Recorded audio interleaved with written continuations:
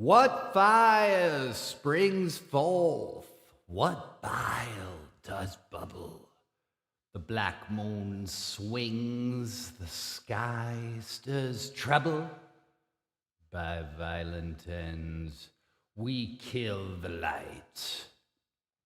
Through the shadows, madness beckons. Weird at night. One, two, 1, 2, 3.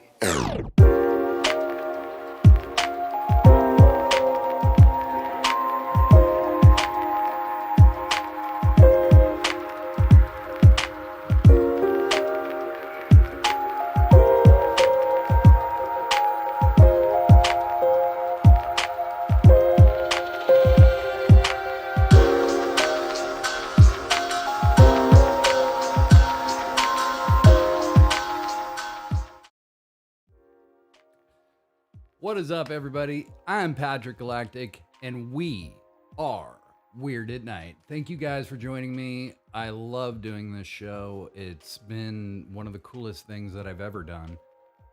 In all of my creative endeavors, I've never really had a chance to connect with people quite the way I do here. And so it means the world to me that you guys tune in and that we kind of conspire and collaborate and endeavor to find amazing art and make sure that that's what thrives in this time where we're all kind of trapped inside, right?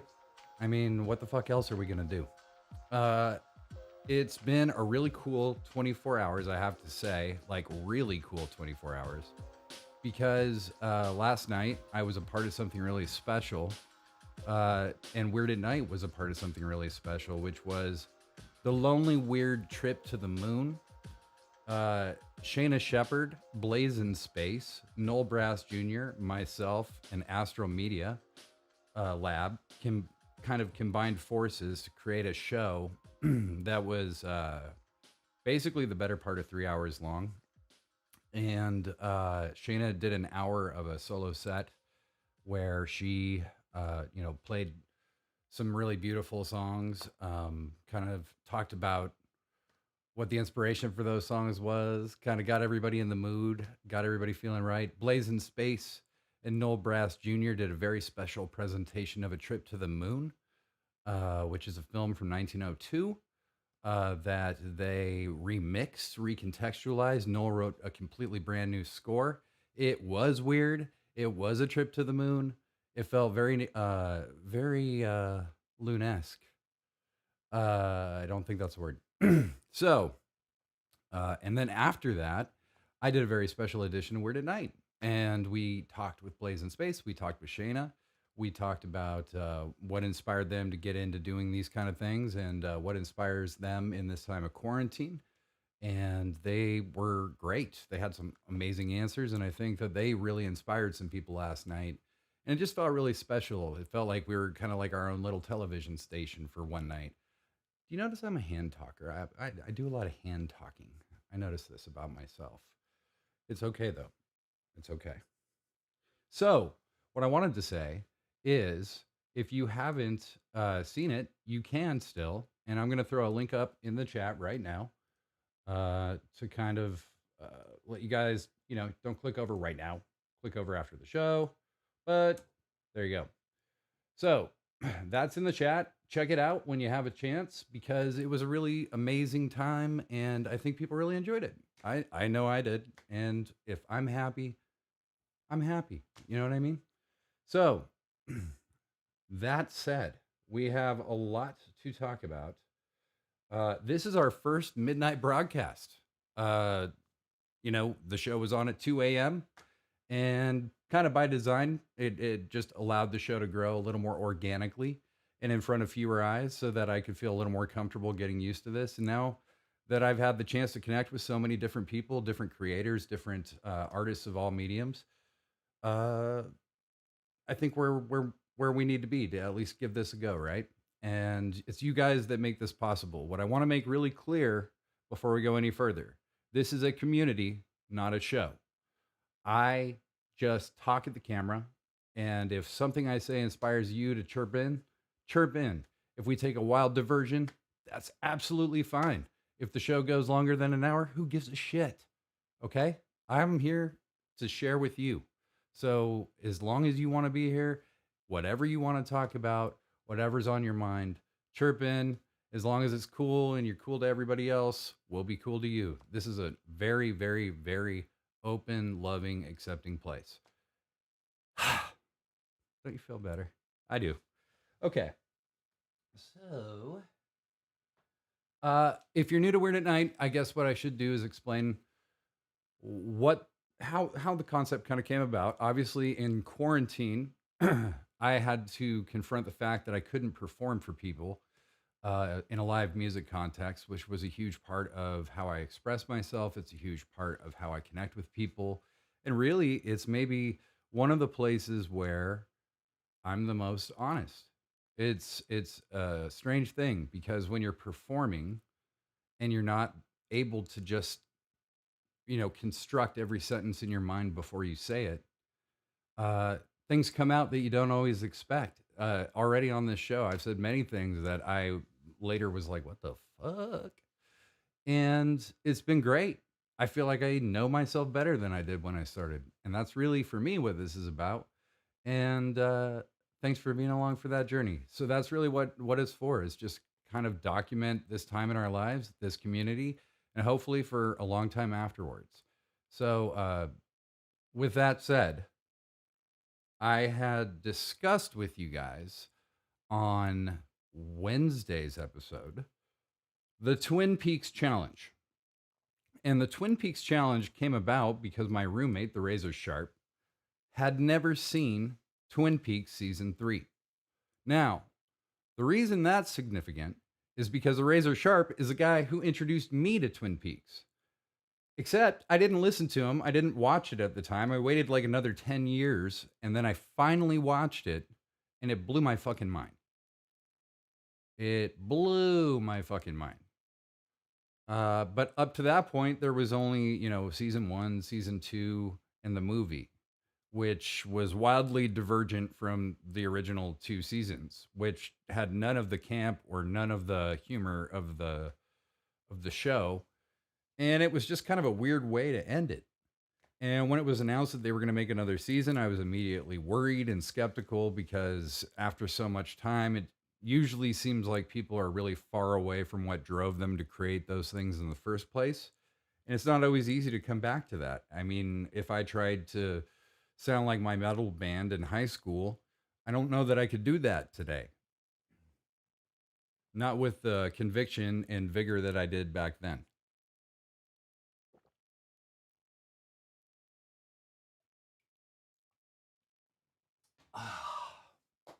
Hydrate, guys. Always, always hydrate. I'm doing a terrible job of that in quarantine. How are you hydrating? Are you doing well? You doing well? Okay. So, when the show came out, I watched it week to week. And it was the worst experience of my life and the best experience as a television viewer that I've ever had because it was amazing. I really did like it, except it frustrated me, it exasperated me because I wanted so many things out of it. And there was only so much that David Lynch could give me. And there was probably only so much that David Lynch was willing to give us because a lot of people would have loved David Lynch and Mark Frost to just create the television show again, have all the original characters from the television show just do all the shit that they did 25, 30 years ago. And la-di-da, here you go. Well, I don't think that's a very inspiring thought to somebody like David Lynch, guys. If he's going to do something, he's going to do it, to complete it, to move it forward, to step forward. So I kind of anticipated as a viewer back then that this would be somewhat of a radical departure 30 years later. And it is. It's darker, it's more morose, but our times are darker and more morose. It's nostalgic for the 90s instead of the 50s, which is, except, Lynch tends to create these kind of pastiche of history, of pop culture, that he uses symbolically sometimes. He uses in a lot of different ways. And in doing that, with this new series, there's so much history to draw upon now, not only from the show and from the characters, but from our society and politics and all these other things. That Twin Peaks looks a lot different. Except that's not even where we start. So I'm just going to pull up some notes that I made because I watched 4 episodes of this show. The Twin Peaks challenge was to watch episodes 1 through 4 of season 3. So in episode 1, we kind of start off in the Red Room, or actually in the White Lodge. I'm sorry. And the fucking giant from the original, looking much older, is talking to Cooper, who's also looking much older. This really peculiar rattling noise, which seems to be how David Lynch signals the presence of something evil and sinister, um, is heard through a phonogram. And the giant essentially says to Cooper, they're in our house now. Make your own implications from there. At some point, we're transported to the Red Room, where Laura said to Cooper, oh no, this is at the very beginning, where Laura says to Cooper in Fire Walk with Me, or maybe at the end of season 2, I'll see you in 25 years. And so that's to signal that 25 years had passed. And it's just great to see that dynamic. It's great to see Kyle MacLachlan on the screen. It's great to see, that drape, that red curtain that is so important to the series and to the kind of dimensional portal that they seem to be portraying most of the time. So then, at some point, we go to New York City, which was never a focal point of the original. And that's kind of cool. It has this, elegant overhead shot, a drone shot maybe, or a helicopter shot. I don't know. I don't fucking know shit about shooting anything. So I will not speculate on that. So it goes to this kid who's watching this box, this very expensive looking box in a glass case that just seems to be showing the outside of the building. It doesn't seem to be showing anything, but he's staring very intently at it. He goes outside. He talks to this woman who wants to get back there. He says, absolutely not. No one can come back here. She tries to, work with what she's got. She's a cute girl. She's trying to flirt her way back there a little bit. She gives him a coffee. He takes the coffee, but she doesn't go back there. So later on, they do this whole scene almost over again where she tries to go back there, except this time there's no security guard watching. And he decides to let her back there because he's just this dude trying to do this weird job to get himself through, I think, school or something, because somebody is paying him to just sit there and stare at this box and write down anything that happens. And so she finally goes back there with him. And one thing leads to another. They start, getting into each other and they make out and blah, blah, blah, blah, blah. When she starts taking her clothes off. And then all of a sudden, this kind of demonic, somewhat feminine looking character appears in the glass box and attacks these two, kills them, very viciously, blood all over the place. It's pretty fun. I mean, if we're being honest. So that happens to kind of, I guess, signal that this creature is a part of the story now. And then the log lady calls Hawk and tells him that that he's going to find something that's missing, but to find it, it has something to do with his heritage. And there's a few scenes of them trying to figure out what that means, blah, blah, blah. There's then all of a sudden we inexplicably switch to Buckhorn, South Dakota, where a guy is implicated in a murder. And there's no real connection to the rest of the story, which is, very David Lynch. And it's basically a high school principal who is accused of killing a librarian that he's, maybe accused, thought to be having an affair with, blah, blah, blah, blah, blah. Episode 2, we find out that his wife, the principal's wife, framed him because she knew he was having an affair with this woman, and he knew that she was having an affair with some lawyer guy. And in an effort to just cut him out and take everything, she set him up for this murder. Also, there is a long exposition about Cooper and Mr. C. So the thing with Cooper, Agent Cooper, in the Black Lodge, and Mr. C. Mr. C is Cooper's clone who replaced him in our world, in the Twin Peaks world, at the end of season 2. So if you didn't know that, sorry, but that's just going to happen. So they try. So after 25 years, Mr. C, the clone, is supposed to come back, and Cooper is supposed to take his place back in reality. It's just the rules of the Black Lodge. And what the reason they want Mr. C to come back is because his job is to collect Garmonbozia, which is human suffering. And so he is supposed to come back and share the human suffering with the people of the Black Lodge. And that's why they want him back.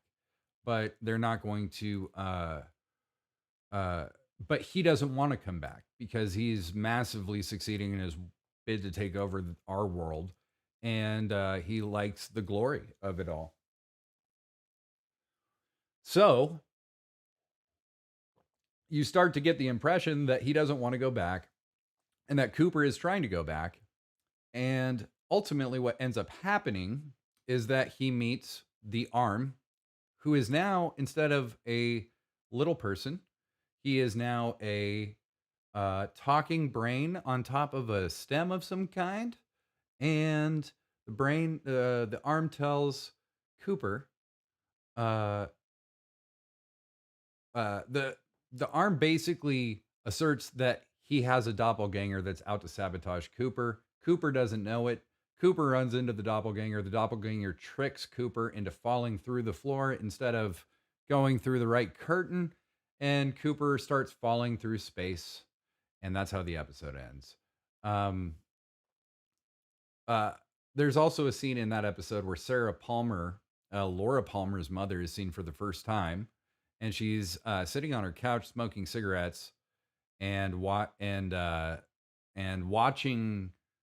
lions, I believe, eat the face of another animal, which I didn't understand what it was, but it's really gruesome.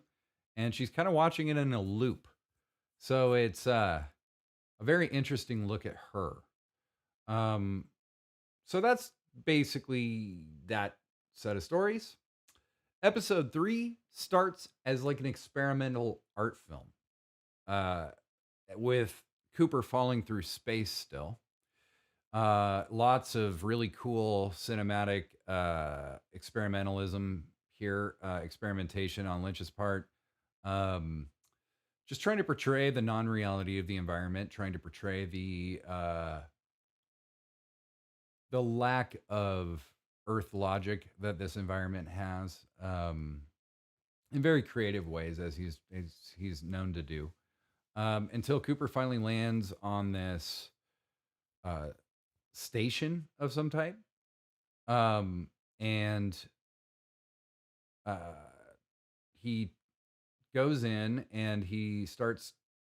There's a woman with no eyes, like skin grown over her eyes, who's talking to him, but you really can't understand anything she's saying. It just sounds kind of like, muffled talking, and then eventually she is trying to show him that he's supposed to go through this valve of some type.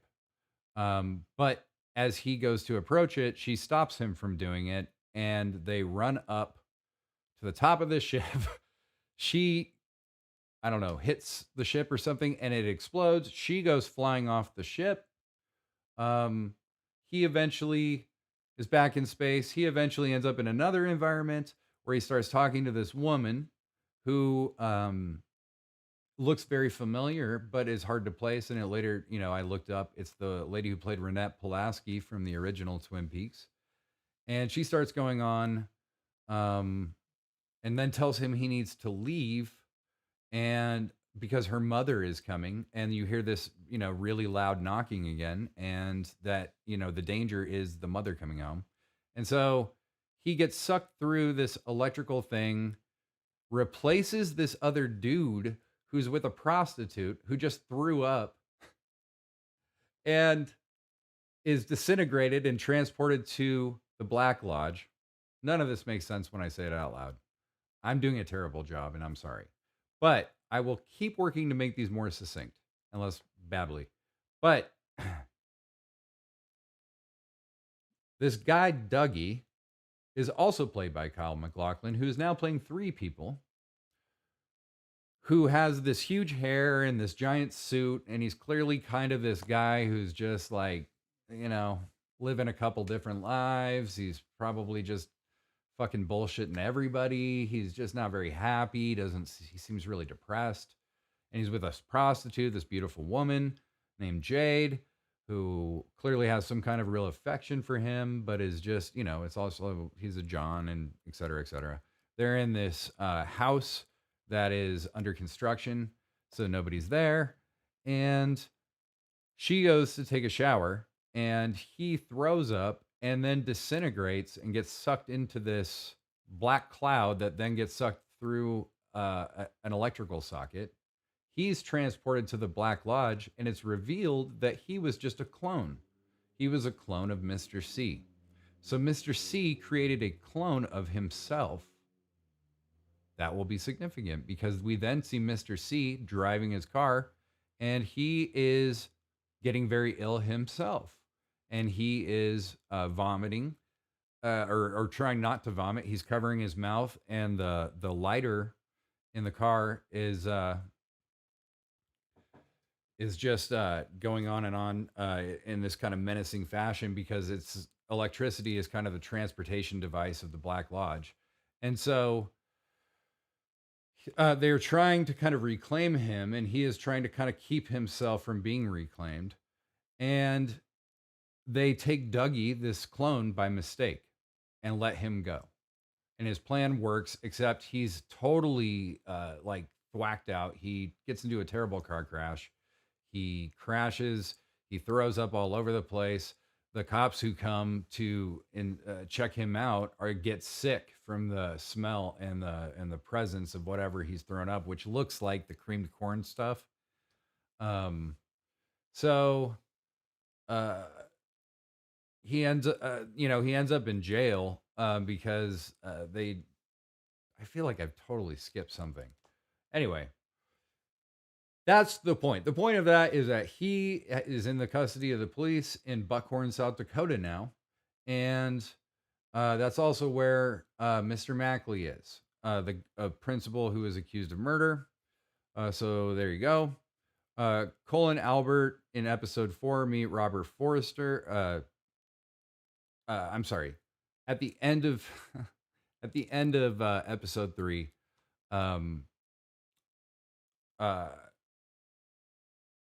Cooper, now Dougie, who's been transported in to replace this clone of Dougie,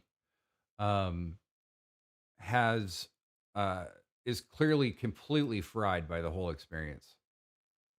Is there any barfing in the original? Probably. I mean, vomit sells, guys. See, I told you I would try not to do this. So, so at the end of that, he's transported. The prostitute gives him a ride. She can't understand why he looks completely different. He has no comprehension of how to behave in this world anymore. He is completely a blank slate. She has to do everything for him. Put on his seatbelt, get him on his shoes, do all that stuff. He has a black suit. The guy had a green coat and pants. There's nothing about this that makes sense, and yet somehow she kind of just goes along with it, which is seemingly everyone in this show. And so she drops him off at a casino, I believe. gives him $5 and tells him to call for help and tells him where to go. By some random act of chance, he ends up in the casino, and this little Black Lodge light is directing him where to go and which machine to pull down. And eventually he figures out what to do and wins like 29 jackpots total. And this older lady, he actually helps win a few jackpots for herself, who's clearly down on her luck. So it's a funny scene. Everybody's calling him Mr. Jackpots. They show the casino manager and how terrified he is because he just lost $400,000 on these jackpots, and nobody knows who this guy is. And then at the end of the episode, Cole, Tammy, and Albert get a call from South Dakota that says it's about Cooper.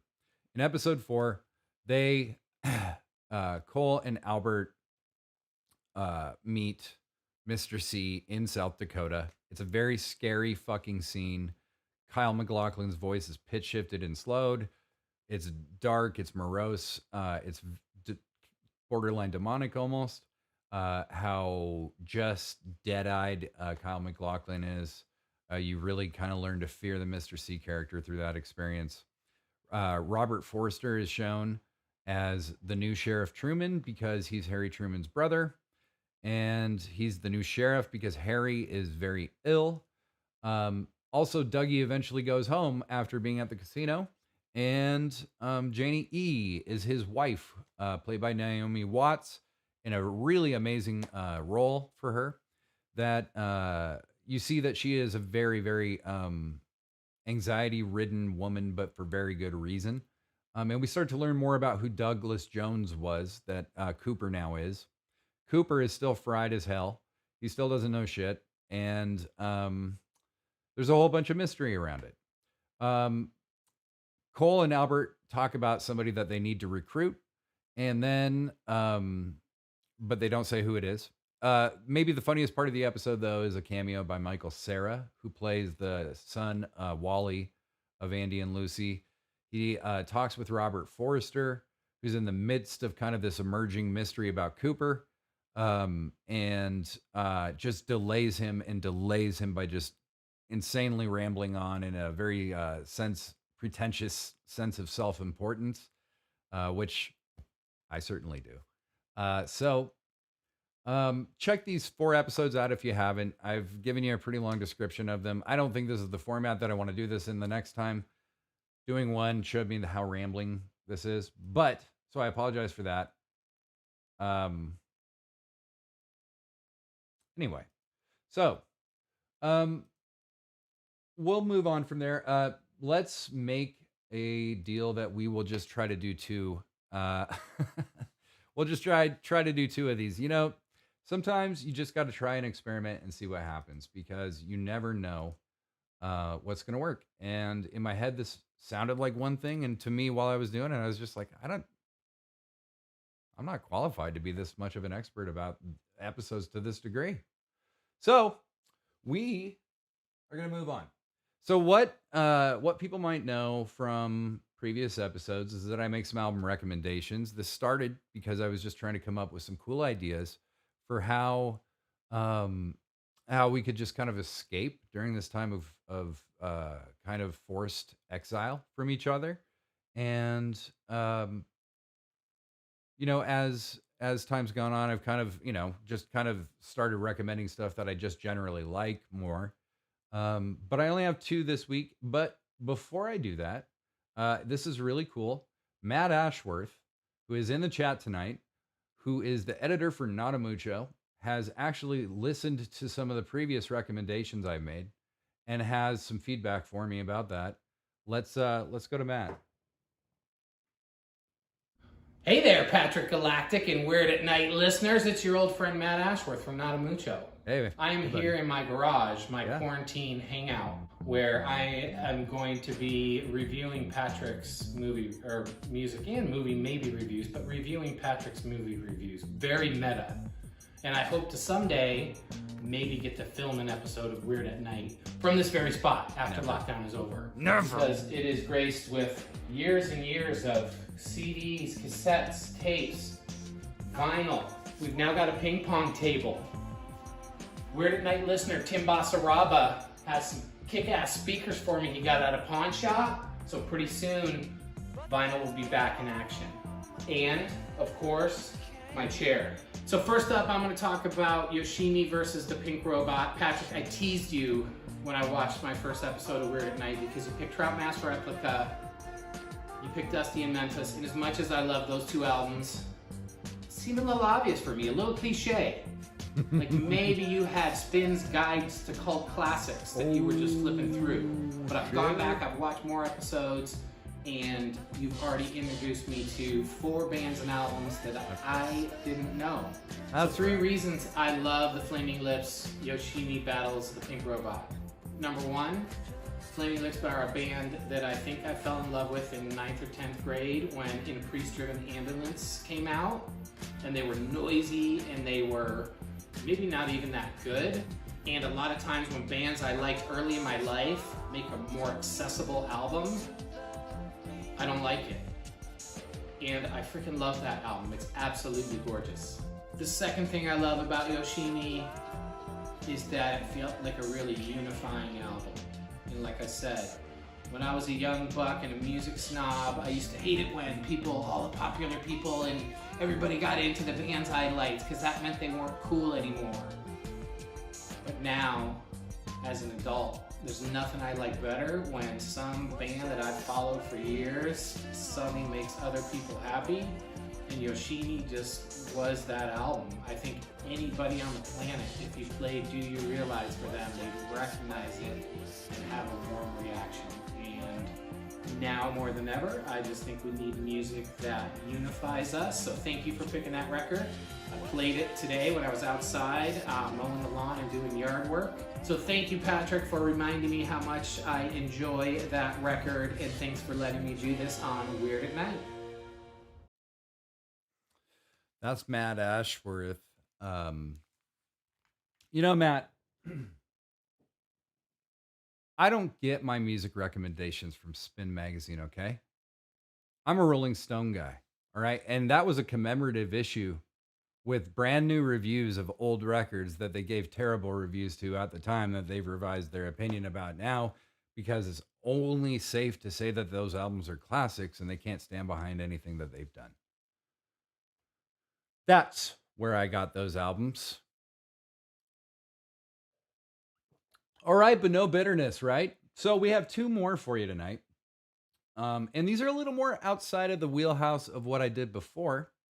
Perhaps slightly less pretentious, one of them. And then one of them, delightfully so. So the first record, Aerosmith, Get Your Wings. This may surprise some of you. But Aerosmith is really a band that I love. Not a ton of, okay? But their 70s shit, their very early 70s shit, was absolutely fantastic. Their very first 4 records are really good. It is something that it's an album that I kind of heard for the first time when I was about, I don't know, 11, 12, 13. And we were able to, I got a tape of it, and same old story, same old song and dance. Some of the classics are on there, but it's really the deep cuts on this record. Steven Tyler was a very, very imaginative, super, super high guy at this time. I'm not vouching for him as a guy or anything. I don't know the man. I'm not saying any of that's, he's been accused of some pretty horrible shit. He's actually confessed to doing some pretty horrible shit. So I'm not advocating for any of that at all. But it's a record that, absolutely was important for me, and has some really great tracks on it. So give it a go. It's in the Spotify playlist, which I've been making, but I will throw that up here in just a minute. The other album is Chairs Missing by Wire. It's a record that I'm trying to remember how I even discovered it. I don't know. It wasn't a record that I had any real expectations for. I had heard of Wire for a long time because I love punk rock and read all the books about early punk rock, and Wire was one of those influential bands that people like Henry Rollins or somebody like that would talk about. But they weren't um they weren't front and center in all of that either. They were just kind of somebody whose name came up in my mind every once in a while. And so when I finally did hear them, the first record I heard was Pink Flag, and that's kind of the one that everybody regards as the truest classic by Wire. This is the follow up to that record. It sounds very little like that record. It's far more boundary pushing for its time, which I believe is like 1978. It's this fusion of kind of the apocalyptic punk and post punk of the first record with this fusion of synths and kind of more layered, textured, almost Pink Floydish tendency that I think their producer on that record really infused in there. And it's this really organic, far ahead of its time sound that I just think you have to know that you've experienced it at least once. I'm going to throw the link up to in the chat. This is one of my favorite all-time records. Chairs Missing by Wire really influenced a lot of the music that I've put out over the last few years. So if uh, if that's your style, that's great. But give Wire a go. I don't think there's any way you'll regret that. And those are my album recommendations. If you want to listen to this stuff as it happens and you just want to kind of more passively engage with it, hit it up Spotify. Go find my artist profile, Patrick Galactic, and Weird at Night Selects. The playlist will be updated with all these picks. I generally pick stuff that can be found on Spotify. Before I made the playlist, I made a few recommendations for stuff that isn't on Spotify, and that's not really helpful for the playlist. So trying to do that. But if you have picks or you have music that you're listening to right now, throw it out to the community. Let people know what it is that you guys are getting through with. You know, that's what we're here for. I'm going to take a sec and kind of read through the chat for a minute and see if there's anything that needs my attention. So give me just a sec to do that. Um,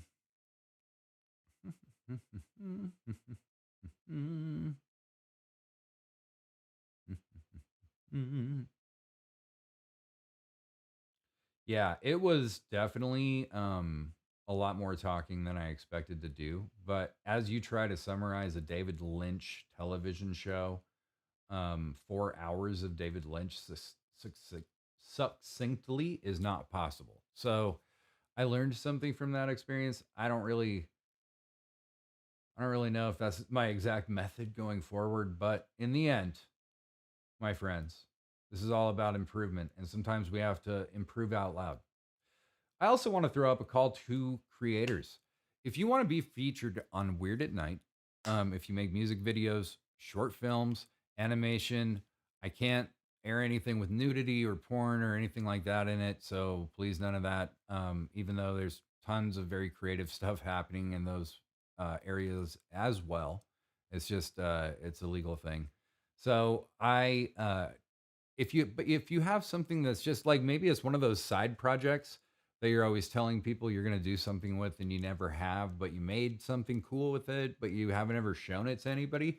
Maybe you just want to give it life on Weird at Night and share it with the community and just let, everybody kind of see what you're up to. It doesn't even have to be finished sometimes to be something worth sharing. I'm going to share with you tonight something that's not finished. It's something that started as a 15-second animation. And every time it's been shared with me, oh boy, cotton mouth. Every time it's been shared with me, it's 15 seconds longer. So there's been another 15 seconds added to it. But that's just one example of that. And tonight we have some creator contributions that I'll be sharing with you. Let's see. But first, we need to pay some bills. Weird at Night, brought to you by the New Real America. Recommit, recircumcise. Commitment is an act, not a word, brother. Insecurity, distrust, you can trust. People for the ethical treatment of the extremely wealthy. Pachoo! We cage 'em, you pay 'em. And Shitty's Pizza. The hospital's next door. Use promo code Why God Do We Suffer, etc.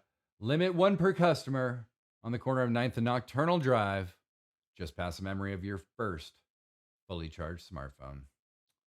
And with that, we delve into late night stories. That's right. That is right, people. We have a late night story to share. This from a contributor who will remain anonymous. Now, this late night story is more of a little suspense story, maybe. So this was sent in by the community, and we thank them for doing that. And if you want to do that, I will give you the info about how to after I read it.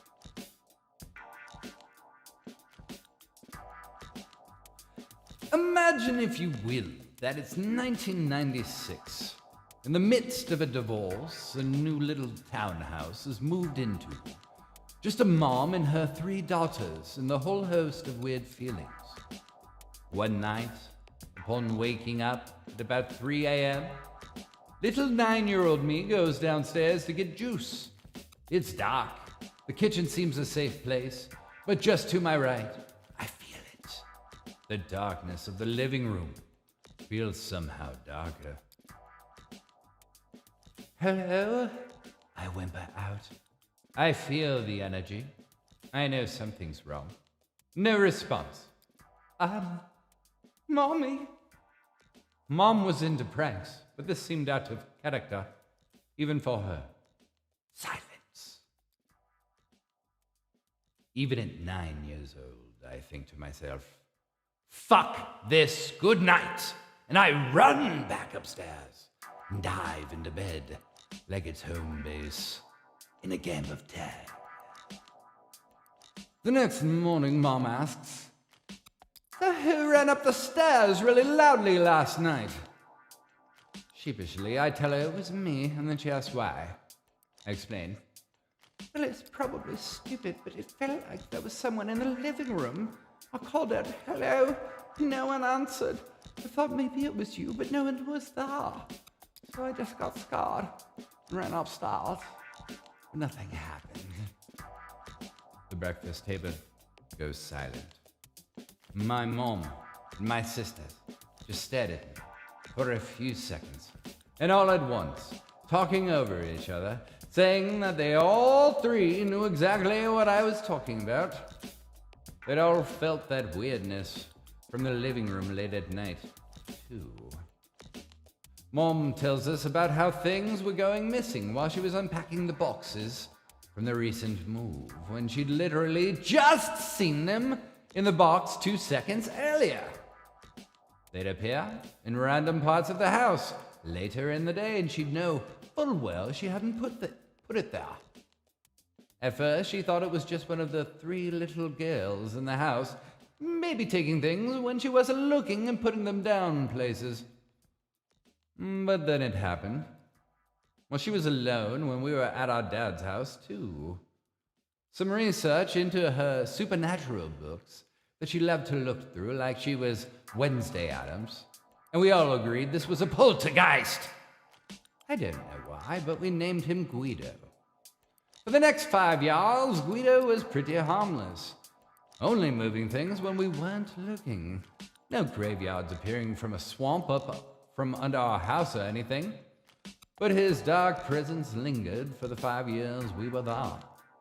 The living room was never safe to be in alone unless you wanted to feel that terror.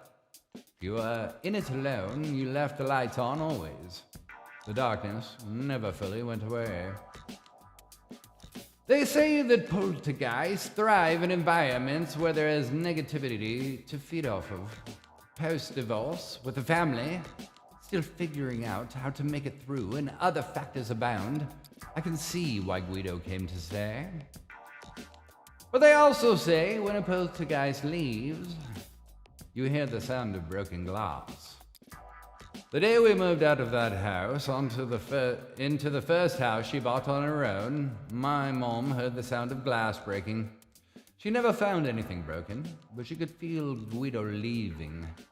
We didn't feel him again in the next house, just 8 houses up the street.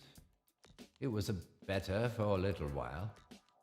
But when things go missing now, we just tell each other Guido took it.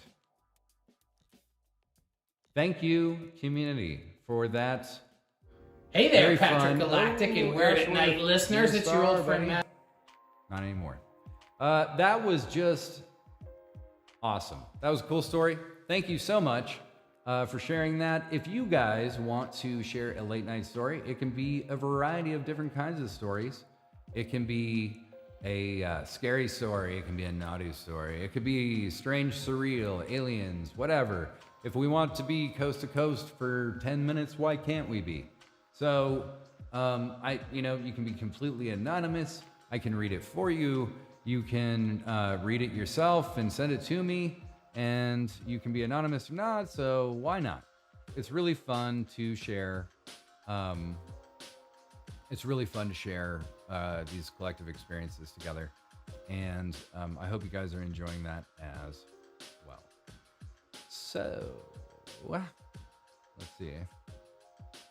Oh, Meredith liked my accent. That's worth that to me. I'm doing both these things in my mind. All right. So, as I stated before, and for the first time ever, we have quite a variety of these things. We have community creations. Tasha. Hold on. I had a graphic. It's gone. Never mind. Okay, well, we have community creations to share, and we have 3 different creators to share them from.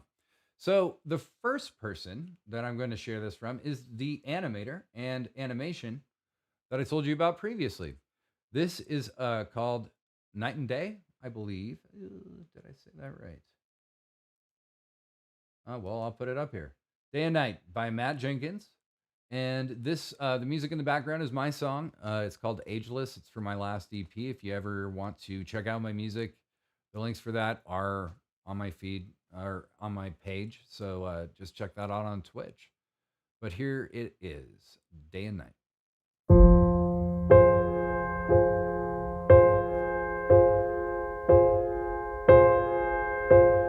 I had a dream that I was dead. It felt just like bed. A pillow for my head.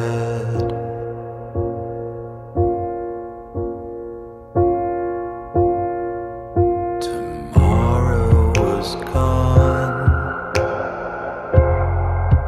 No future to fear.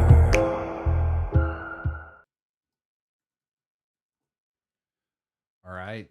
That was Day and Night by Matt Jenkins. That is now about 45 seconds of a clip that started out as about 15 seconds. And Matt sends me an update every so often. Make sure you check out Matt, MD Jenkins Art, and at MD Jenkins Art on Instagram, because he's always making stuff that is of super high quality from a variety of different influences, a variety of different medias. He's really honestly one of the most impressive people I've ever met as far as a creator goes. Another creator that I hadn't ever really considered featuring before, just because I never thought to ask, is Monica Martinez, who is a music photographer in the Seattle area, very well known, very well respected, does a great, incredible job. But they recommended that maybe I share some photos from a recent series they did during a live stream by Action S. And I was really glad to do that. So there's some links for her there. And this is kind of just, this kind of surreal performance with masks on. And I mean, this whole world we're living in currently is so bizarre. Um, I love Action S as well, Matt. They are an incredible band and a really cool group of guys as well. Just really, and people, sorry, that, really put on just an incredible show every time. And you can see here, Monica's really, really a talented photographer and has like this visual language to her work that is so intuitive. I said to her that I thought this kind of surrealistic set of photos is maybe a better representation of the true live experience. It's like what you see, but also kind of what you're seeing in your head while you're there, which I just thought was really cool. So make sure I'm going to throw this in the chat as well. There's been a number of links that I haven't gotten in the chat, so I'm going to do that rapid fire. So I just threw links to go check out Monica Martinez. I'm throwing links for Matt in right now as well because I forgot to, like a dummy. And I also forgot to throw in a link for Matt Ashworth. Maybe I didn't actually. Well, doesn't matter. I'm going to do it again just because why not? Matt Ashworth is the editor of notamucho.com and a good friend and somebody who really has a cool voice in the community. Notamucho is one of the oldest blogs, oldest music blogs currently in business still. It's been going on in some form since the late 90s. So make sure to check that site out. They do a lot of good work over there, and it's strictly for the love, let me tell you. Now, I have one more creator contribution to share this week, but I do want to remind you first, nope, that's not it. If you want to contribute, send something to me, weirdatnight@gmail.com. Or, whisper at me on Twitch or do that. But what I forgot to establish at the beginning of this broadcast, there's some rules that I just established for the community. And they're very basic rules. Okay. Follow the channel on Twitch. Bring your friends. Be dumb. Have fun. Okay. Follow the channel. Bring friends. Be dumb. Have fun. That's the rules here. I hope we can all live by that. I hope as a credo we can all find some way to enjoy. And by be dumb, I mean let yourself go long enough to kind of embrace the idea that absurdity and abstraction is a really welcome release from the hideous realities of life sometimes. Okay, a lecture over. Let's see here. So we have really hammered through things, guys. I'm going to spend just a few minutes with you now talking about something that I have thought is really cool, and I want to see if you guys would be willing to do this experiment with me. Are you guys willing to do an experiment with me in the chat? Just let me know. So, are you willing to do an experiment in the chat, an art experiment? Because we're going to, one way or the other. Haha, my show, fuckers. All right. It's not a show, it's a community, and it's not my community. I'm kidding. So, automatic writing. Now, automatic writing is practiced by most surrealist writers. It's about leaving the free field in the brain, writing every spontaneous thought down on paper before logic takes over and rephrases it. The more passive the writer is, the more automatic the writing will be. That's at least what Andre Breiten, who is a founder of the modern surrealists, who experimented with this process in 1913, affirms, almost a decade before the beginnings of surrealism. So he was a founder of this. I didn't mean to say modern surrealism, but he is One of the Breton. I don't know how to pronounce his last name correctly, but he um, was a very, very influential writer, which surrealism actually kind of started from. So his text, Magnetic Fields, published in 1920, was almost completely written according to the process of automatic writing. Closely linked to the interest André Breton has on psychoanalysis and Freud's theories, automatic writing must make the subconscious speak, and even the unconscious before the id, ego, and superego, psychic portion of each man subject to pressures and social restrictions take over it. So essentially, what automatic writing is this idea that the brain and the ego are always going to defend themselves. So, what automatic writing is basically you have to completely clear your mind of any preconceived anything. It's to make yourself as blank as possible. So, I'm going to switch gears back to here. And what I'd like to ask you guys to do with me, this was the thing I wanted to ask you to do. Can we, as a group, do some automatic writing together right now in the chat?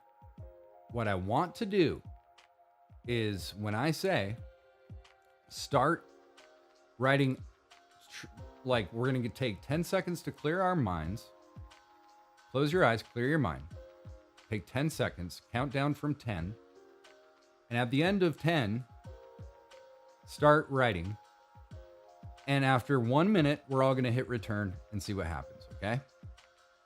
10, 9, 8, 7, 6, 5, 4, 3, 2, 1, go.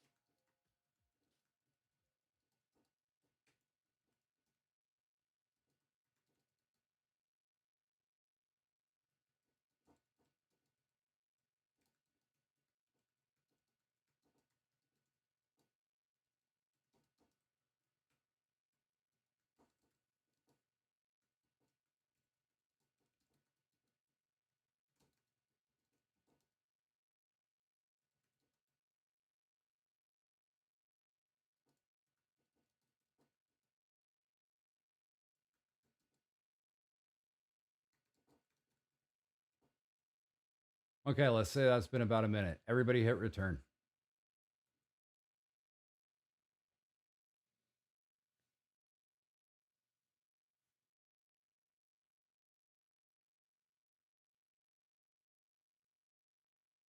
All right. I'll read mine. Hi, it's weird. I don't know how to be honest in this setting yet, but oh well. I'm going to keep letting go until someday I actually do, but it seems kind of empty to explore like this when I have I think I was trying to say camera on me. I hope you all did better than me. This is going to be so good, but not today. The razor sharp.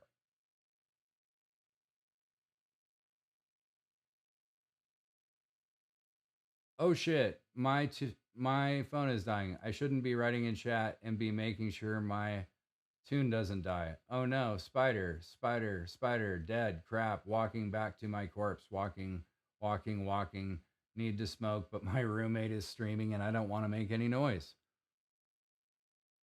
That's love. That's the razor sharp. That's my best friend, everyone. 25 years. 25 years. You can't smoke yet. Myrmidon.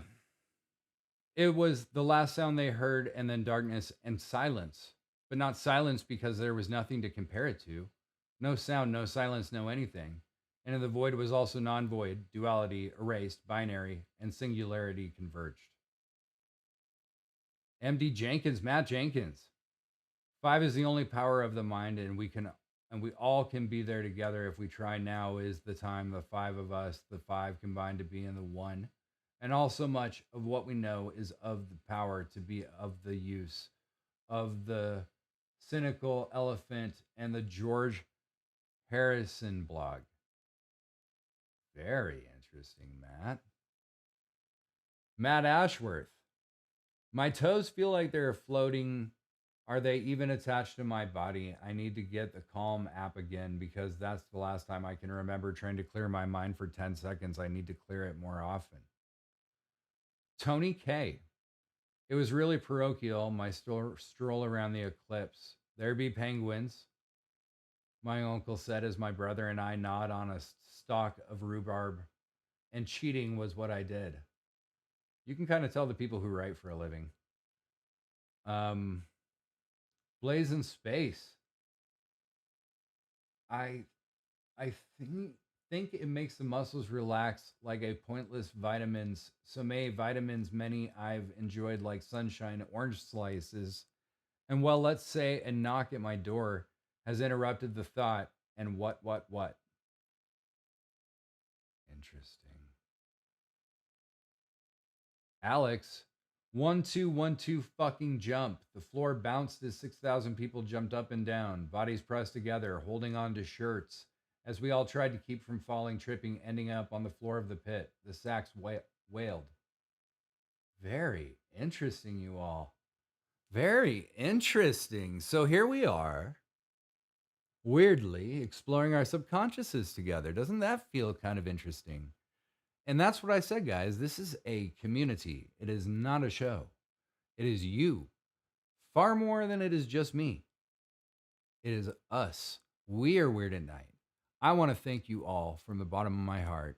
The next episode airs Tuesday night at midnight, which is technically Wednesday morning at midnight, but Tuesday night at midnight sounds cooler. So Tuesday night, midnight, no longer 2 a.m., midnight. Follow the channel, tell your friends, bring them in, and let's make this community grow. Bring good people, though. I want you to curate. All right. Thank you guys so much. This has been an absolute blast. Thank you for automatic writing with me. I can't believe we're doing this shit. I never thought that things could get quite this strange with a group like this, and you guys are making it happen. I love you guys. We'll see you soon. 1, 2, 1, 2, 3.